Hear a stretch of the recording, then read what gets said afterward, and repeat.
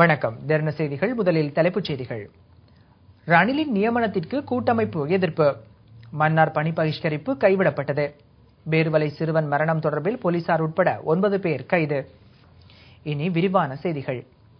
பாராளுமன்ற சபைக்குழுவிற்கு தமிழ் தேசிய கூட்டமைப்பின் பாராளுமன்ற உறுப்பினர் எம் சுமந்திரனை நியமிப்பதாக எதிர்க்கட்சித் தலைவர் ரணில் விக்ரமசிங்க அறிவித்துள்ளார். தொழிற்சங்க பிரதிநிதிகளை இன்று சந்தித்ததன் பின்னர் உரையாற்றுகையிலேயே அவர் இவ்வாறு குறிப்பிட்டார். 18வது யாப்ப சீர்திருத்தத்தை நாங்கள் தொடர்ந்தும் எதிர்க்கிறோம். தொடர்ந்தும் அதற்கான எதிர்ப்பு நடவடிக்கைகளை மேற்கொள்வோம். 18வது சீர்திருத்தத்திற்கு உள்நாட்டில் மாத்திரமன்றி வெளிநாடுகளிலும் எதிர்ப்புகள் கிளம்பியுள்ளன.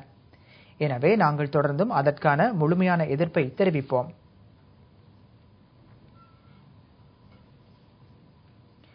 எனினும் தமிழ் தேசிய கூட்டமைப்பும் அதன் உறுப்பினர் சுமந்திரனும் இதனை முற்றாக மறுப்பதாக தமிழ் தேசிய கூட்டமைப்பின் பாராளுமன்ற உறுப்பினரும் ஊடக பேச்சாளருமாகிய சுரேஷ் பிரேமச்சந்திரன் தெரிவிக்கின்றார். தமிழ் தேசிய கூட்டமைப்பு பாராளுமன்ற குழுவில் அங்கம் வகிப்பதை ஏற்றுக்கொள்ளவில்லை. எதிர்க்கட்சித் தலைவர் ரணில் விக்ரமசிங்க அவர்கள் சுமந்திரன் அவர்களை பாராளுமன்ற குழுவுக்கு ஒரு அங்கத்தவராக நியமிக்கும் வேண்டுமென கேட்டார்கள். அவருக்கு நாங்கள் மிக தெளிவாக சொல்லியிருக்கின்றோம். நாங்கள் 18வது திருத்த சட்ட மூலத்தை ஏற்றுக்கொள்ளவில்லை. அதில் உருவாக்கப்பட்ட இந்த பாராளுமன்ற குழுவையும் ஏற்றுக்கொள்ளவில்லை. இந்த பாராளுமன்ற குழுவிற்கு எந்த விதமான அதிகாரங்களும் கிடையாது. ஆகவே அதிகாரமற்ற சபையில் நாங்கள் ஒரு அங்கத்தவராக இருப்பதில் எந்தவித பிரயோசனமும் இருக்கப் போவதில்லை. அந்த வகையில் நாங்கள் இந்த பாராளுமன்ற குழுவில் அங்கம் வகிக்க முடியாது என்பதை எதிர்க்கட்சித் தலைவர் அவர்களுக்கு மிக தெளிவாக கூறியிருக்கின்றோம். அவர் சுமந்திரன் அவர்களை அதற்கு நியமித்ததாக சொல்லியிருப்பது சுமந்திரன் அவர்களை கேட்டார்கள் என்பது உண்மை. ஆனால் அதனை நாங்கள் ஏற்றுக்கொள்ளவில்லை என்பதை சொல்லியிருக்கிறோம். ஆகவே அவர் சுமந்திரனை அந்த பதவிக்கு நியமித்ததை சுமந்திரனும் ஏற்றுக்கொள்ளவில்லை, தமிழ் தேசிய கூட்டமைப்பும் ஏற்றுக்கொள்ளவில்லை என்பதை நாங்கள் அவருக்கு தெளிவாக கூறியிருக்கிறோம். பேருவளை பகுதியில் நேற்று இடம்பெற்ற துப்பாக்கிச் சூட்டில் பலியான சிறுவனின் மரணம் தொடர்பில் 5 போலீஸ் உத்தியோகர்கள் உட்பட 9 பேர் சந்தேகத்தின் பேரில் கைது செய்யப்பட்டுள்ளனர். இந்த சம்பவம் தொடர்பில் விரிவான விசாரணைகள் ஆரம்பிக்கப்பட்டுள்ளதாக போலீஸ் ஊடக பேச்சாளர் குறிப்பிட்டுள்ளார். பேருவளை போலீசாருக்கும் மோட்டார் வாகனத்தில் வந்த இனம் தெரியாத குழுக்களுக்கும் இடையில் பரஸ்பர துப்பாக்கி பிரயோகம் இடம்பெற்றது. இதன்போது தனது பெற்றாருடன் பேருவளை நகரில் சென்று கொண்டிருந்த நிலுப்புல் எனப்படும் 8 வயது சிறுவன் உயிரிழந்தார். துப்பாக்கிச் சூட்டில் சிறுவனின் மார்பு பகுதியில் காயம் ஏற்பட்டதுடன் பேருவளை வைத்தியசாலைக்கு அழைத்துச் செல்லப்படும் போது உயிரிழந்துள்ளார். சம்பவம் தொடர்பில் கைது செய்யப்பட்டுள்ள 5 போலீஸ் உத்தியோகத்தர்களும் 4 பொதுமக்களும் இன்று நீதிமன்றில் ஆஜர்படுத்தப்பட உள்ளனர். பொதுமக்கள் கூடியுள்ள பகுதியில் போலீசார் துப்பாக்கி பிரயோகம் செய்வது குறித்து நாம் போலீஸ் ஊடக பேச்சாளரிடம் வினவிய போது போலீசாருக்கு துப்பாக்கியை பயன்படுத்தக்கூடிய நிலை வருவது சந்தர்ப்பத்திற்கு ஏற்றவாறாகும் என குறிப்பிட்டார். இலங்கை அரசாங்கத்தின் கொள்கைகளை ஏற்றுக்கொண்டு அரசாங்க கூட்டங்களில் கலந்து கொள்ளவில்லை என தமிழ் தேசிய கூட்டமைப்பின் ஊடக பேச்சாளரும் பாராளுமன்ற உறுப்பினருமான சுரேஷ் பிரேமச்சந்திரன் தெரிவிக்கின்றார். இலங்கையின் வடக்கே யாழ் மாவட்டத்தின் மீள்குடியேற்றம் மற்றும் அபிவிருத்தி செயற்பாடுகள் தொடர்பில் மீளாய்வு செய்வதற்காக அமைச்சர் பசில் ராஜபக்ஷ தலைமையில் நடைபெற்ற முக்கிய உயர்மட்ட கூட்டத்தில் தமிழ் தேசிய கூட்டமைப்பின் பாராளுமன்ற உறுப்பினர்கள் 3 முதற்தடவையாக நேற்று கலந்து கொண்டார்கள். இது தொடர்பான மேலதிக தகவல்களை தருகிறார் கூட்டமைப்பின் ஊடக பேச்சாளர் சுரேஷ் பிரேமச்சந்திரன். இதில் யாழ்ப்பாண மாவட்டத்தினுடைய அபிவிருத்தி சம்பந்தமாக ஆய்வு செய்யப்பட்டது. குடியமர்வு, கல்வி, சுகாதாரம், விவசாயம், கால்நடை வளர்ப்பு என்னும் பல விஷயங்கள் ஆய்வு செய்யப்பட்டன. இதில் முக்கியமாக மேல்குடியேற்றம் தொடர்பாக அதிக பாதுகாப்பு வலயம் என்று சொல்லக்கூடிய சில இடங்களில் மக்களை மேல்குடியமர்த்துவதற்கு அடுத்த வாரம் விடப்படும் என நமக்கு தெரிவிக்கப்பட்டது. அதில் முக்கியமாக காங்கேசந்துறை மேற்கு, கீரிமலை, சுன்னாலை கட்டுவன்,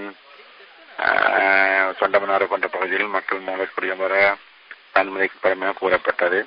மக்கள் பிரதிநிதிகளான நாங்களும் அறிய வேண்டும் என்பதும் நமது கருத்துக்களை தெரிவிக்க வேண்டும் என்பதும் சில வேளைகளை நடைமுறையில் தெரிவிக்க வேண்டும் என்ற தேவை இருக்கின்றது. அந்த அடிப்படையில் தான் எங்களது இந்த கூட்டம் இருந்தது. இதனுடைய பொருள் அரசியல் ரீதியாக நாங்கள் இலங்கை அரசாங்கத்தினுடைய கொள்கைகளை ஏற்றுக்கொள்கிறோம் என்பது ஆகாது.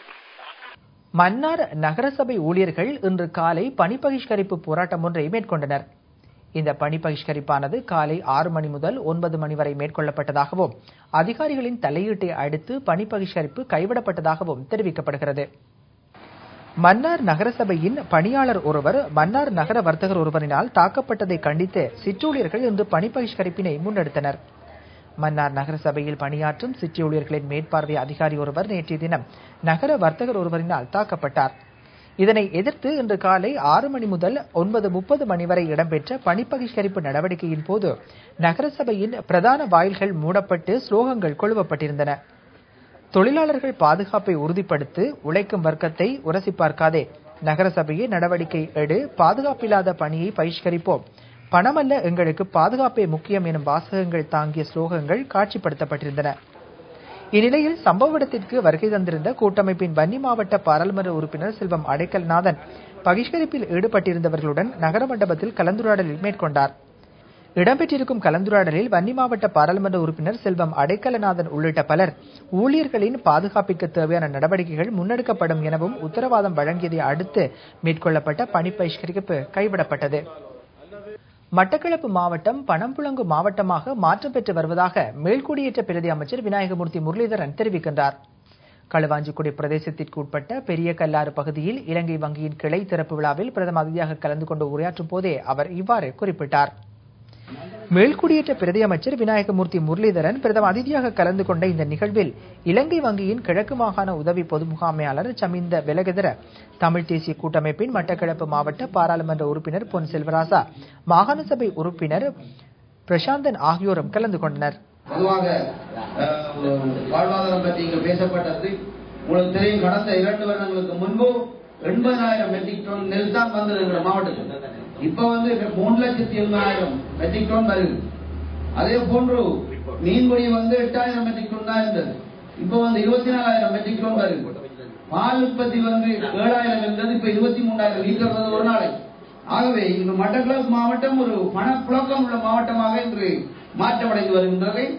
அதற்கேற்ற வகையில் இந்த வங்கிகள் பயன்பாட்டுக்குரியதாக மாறிக்கொண்டிருக்கின்றது.